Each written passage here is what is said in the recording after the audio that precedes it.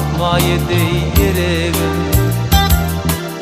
Bayramılı bu çeve karabım, arasını koşu didem karabım.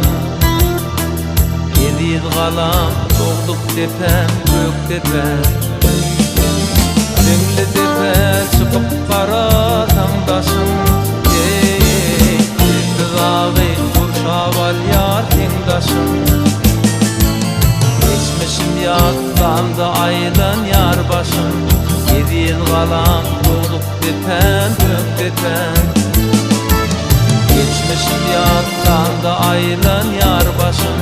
Sevem kalam soğuduk tepem gök tepem.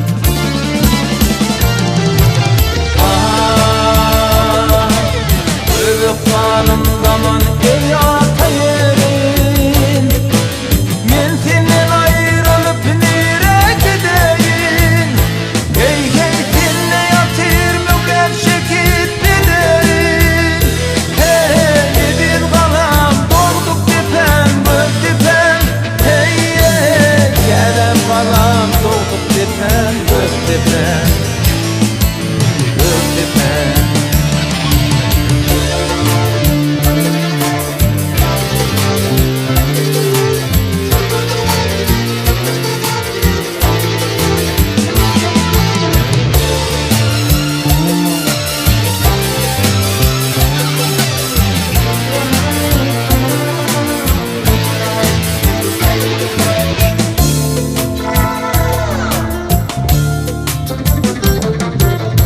Göktepe mukamı acayip mukam,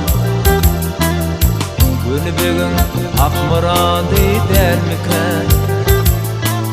Akılın gözüğü kadimi mekan. Yediz kalam doğduk detem gök detem.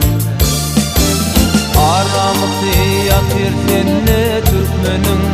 Hey Uraz Mehmet sıkma nur verdi hanım. Kurban Murat nişan çağrı ahun. Yediz kalam doğduk detem gök detem. Kurban Murat nişan dinim imanım. Sevem kalam doğduk detem gök detem.